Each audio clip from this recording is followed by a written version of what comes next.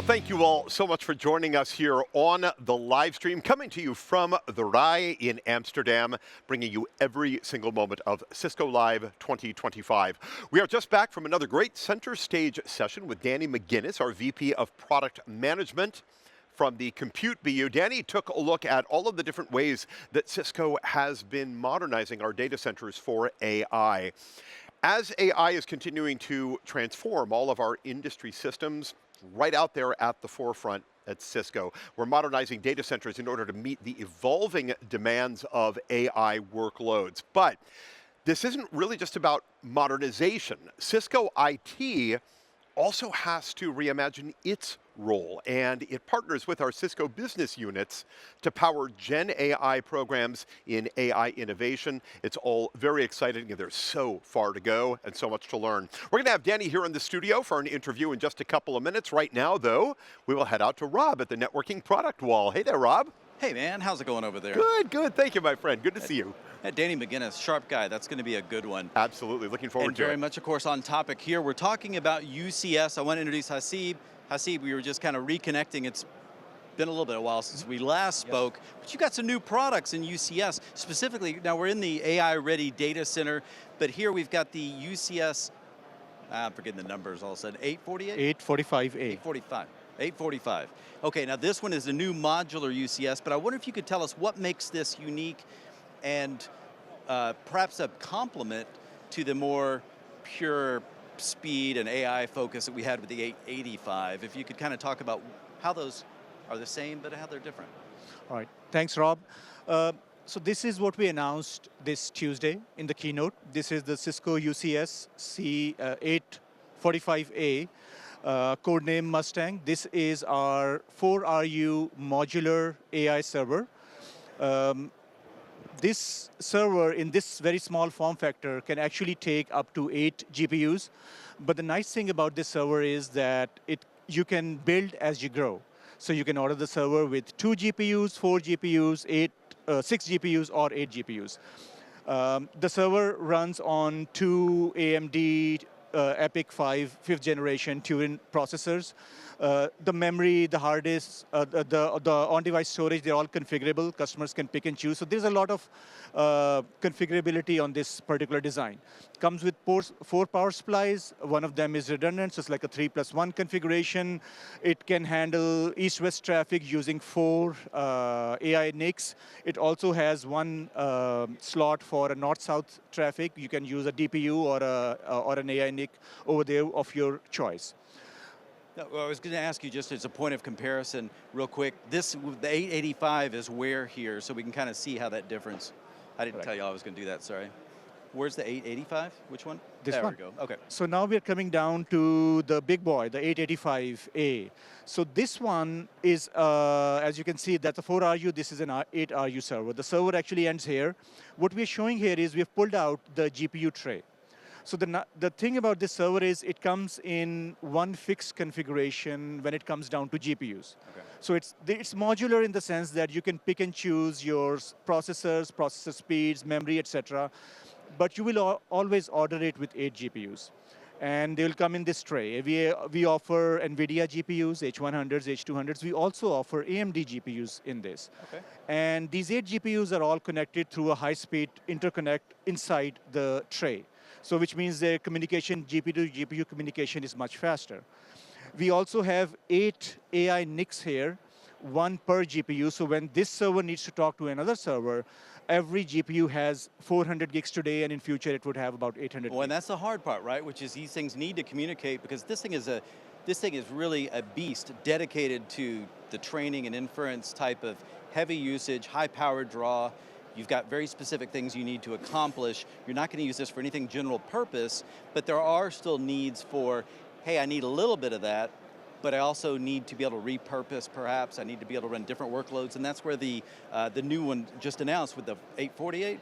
845. I'm never going to get those numbers right suddenly under the pressure of this job.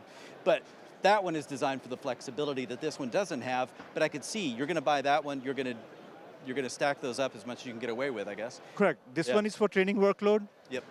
it will give you the best performance. So, for example, if this was a Formula One racing, this is what you were gonna go in Okay. that racing with, right? All It right. will always deliver at the best speed. That one is built as you grow. Customers might not have enough power, they might not have enough cooling, whatever. That's where they can start over there. They might not even need 8 GPUs, right? And they don't want to spend that much money. So they can start with two GPUs and build it as they go along. So slightly different use cases. That one can also be used for training, but the way this one can work in the training would always be superior to the way that one can work on training. So are you finding that customers are really looking for these kind of pre-validated, proven solutions where we've already kind of solved or provide very kind of tight constraints on the stuff that we know how to do well, and they want to be as close to turnkey and that type of thing as possible? Is that really where this is fitting in? You got it, actually. So one of the biggest challenges of AI is that there are so many different versions of softwares and drivers you have to worry about. What Cisco does is we just don't provide you the hardware. We actually have a solution aspect to it. We test them in the lab. We make sure that we give you a blueprint. So if you follow that blueprint from the first page to the last page, you would have an infrastructure where you can download the models using Hugging Face or whatever you're using and be able to run it very quickly. I like that. And of course, there's in the sustainability booth, we've been talking about immersion, cooling, and all the different things where we have to get creative with the fact that these things have such density that the power needs and the cooling needs that they have are something that our regular data centers aren't always prepared to handle, so the calculus just becomes a lot different in these solutions. But I like the way we can now eliminate a lot of the guesswork in as many places as we can. So that seems to be what we're pushing for. So this model is air-cooled. Both these models are air-cooled. But we are looking into the liquid cooling as well. Yeah. We brought the immersion cooling, so thanks for that. So the future models, when the GPUs get to 1,000 watts, you wouldn't need liquid cooling. Today, with the 600, 700 watt GPUs, we can do air cooling I appreciate that very point. efficiently. Okay, good. Yeah, good. Any final points about what we should be looking for when it comes to UCS? Well, UCS, these are the only two servers we talked about, but we have a whole bunch of other UCS servers. X series, it supports GPUs. We're coming out with new innovations on the X series as well. So we're giving customers choice, right? You can start with as little as 2 very small GPUs, medium-sized GPUs, large GPUs, all the way up to the 8 GPU server, which you can use in your training model. I'm at the edge of my knowledge here, but do we support TPUs? These ones are mostly GPUs. Okay, I knew I was pushing it with that one. But what I like though is you're not just saying, it's not just about the NVIDIA H100s, there's support for the AMD GPUs as well. So it's nice to see some options in the market because this is how we're going to do things as more cost effectively, focused on the things we need to achieve. We just left one vendor, which is Intel. We do support Intel on our X series. So we work with all the GPU vendors. Yeah. Any other points you want to make? No, I'm good. That's awesome. Unless you guys Okay, Steve. Yeah, no, thank you very much. Guys, I encourage you to come by the booth. Again, we're at the AI-ready data center area. You can come in here and get hands-on with everything from the optics technologies to what's your UCS flavor of choice. There's no reason to have questions with so many smart people here to answer these questions for you. With that, I'm going to hand it back over to Steve in the studio. Rob, thank you so much, buddy. I appreciate it. Thanks to Hasib as well. I can't believe we actually reached the edge of Rob Boyd's knowledge. I didn't know there was one, but I guess we just achieved it. I don't know. I still don't believe it. Glad to have you back with us here in the studio. As promised, we've got Daniel McGinnis with us, fresh off of a fantastic center stage presentation. We're going to continue that conversation around modernizing our data centers to meet the evolving demands of AI workloads. And Daniel has brought in a great guest with us here from NVIDIA. So Daniel, I'm going to send it over to you on the other side of the studio. All right, thank you very much for the handoff. Yep, just came off the stage, and I got my buddy Marty over here with me from NVIDIA, so we thought we'd do just a quick session here. So Marty, thanks for being here, obviously. Thanks for being the partner that you guys are. NVIDIA has quickly become probably the most interesting partner we've got. Thank you. Very fast. So, Marty, you know, one of the things, like obviously we talk about GPUs all the time. I think everybody's heard enough about GPUs. NVIDIA's got a pretty important layer relevance in the software stack too, right? You're almost kind of like a two sandwiches of the infrastructure layer, the most components within the box, and then also the layer on top that's helping really enable developers. Talk to us a little bit about what your guys are doing there with NVIDIA. Oh, absolutely. So thank you for having me. Welcome. It's interesting, Danny, the GPU actually turns out, as CEO said this once, the GPU by itself is just a brick until a developer comes along and does something with it. Yeah. So how does a developer actually do something with the software stack? So there is a very rich software stack which actually is built on top of your software stack. So you got sort of you build the AI data center, then you have the management operation layer, and then beyond that, get the developers to do something with it. So you're going to hear a lot about agentic AI here. We want to talk about that. So how do you actually go do that work? That's based on that NVAIE stack. We built the NVIDIA AI Enterprise software, which is available on your stack. So developers can go and use what we call these NVIDIA Inference Microservices, NIMs or NIMs. Download that, run that, and that's really how they develop. I mean, so when you hear about AI, that's what they're doing with the software, and that's how they're using the infrastructure. Yeah. Very rich layer in the middle, like you described. All right, so you said it, agentic.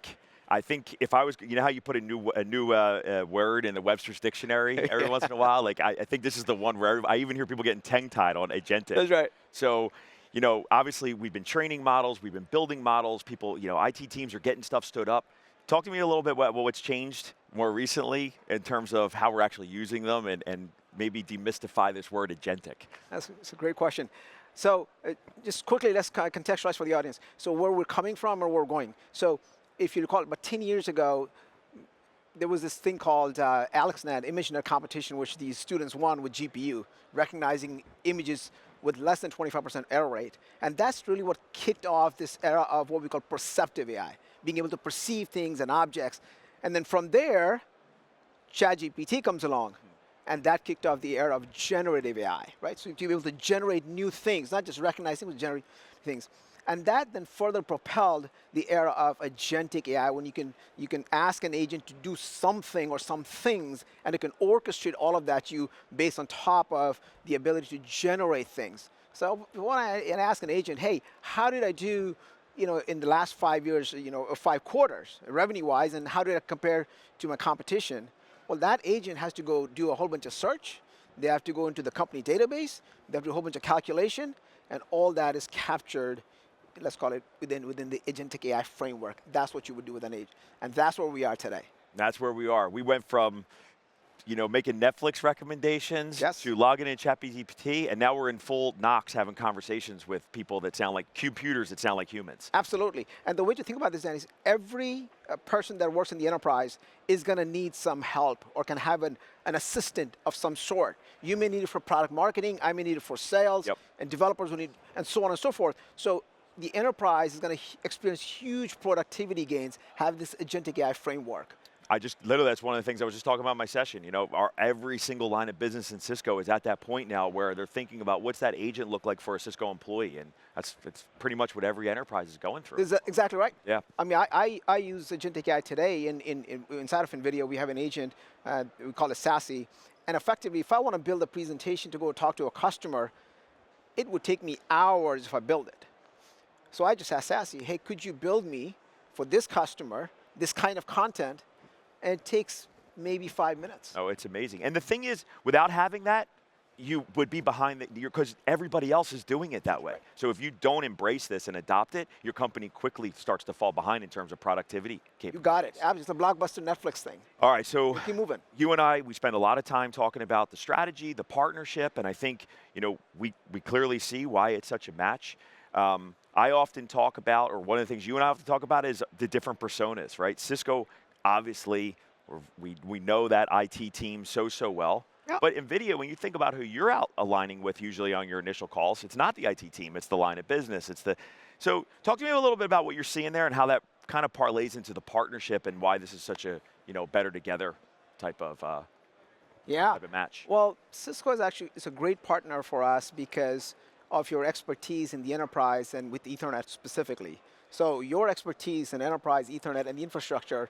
On top of that, we layer the GPU computing model. Yep. And we've always had relationships with developers. We have a very strong developer framework. So we go out and talk to developers throughout the year about AI and AI models. And once they're ready to go do some work, we are typically, we were sort of training them, coaching them. Well, it actually comes to the implementation. The way this was going to work is, Danny, is you guys will be talking to the enterprise, and then right behind you will be our team. So you set the framework with the IT team, and then when it comes to talking to the developers and line of businesses, we will go together. and tell them why it makes a lot of sense. Because it's just not about developing or deploying. It's about developing securely, deploying it securely, developing on the right network, making sure it's resilient. All those things matter. Yeah, absolutely. I mean, that's I think what we see. Likewise, and I think as we kind of about to close this out, I think for us, I often talk about this. Like we spent the last 5 years or 10 years, kind of like the server teams and the networking teams and the security teams all got better at talking to each other. But now these teams need to get better at talking to the developers and talking to the application owners because it's so intertwined at this point. Absolutely. And I think with what you've done with your software stack and really made that become so prevalent and available, that's the glue that we're seeing between those two worlds right Completely agree. Yeah. The last comment I would make is, what's going to happen is we're going to start the conversation at the line of business level. Yes. With the developers, and that's going to drive the consumption of the infrastructure, which is going to come from you. And IT should be having a stack that's ready to support that, Completely. so they all meet together very nicely. Beautiful. Yep. Well all right. said. My man. Thanks, Marty. Thank you.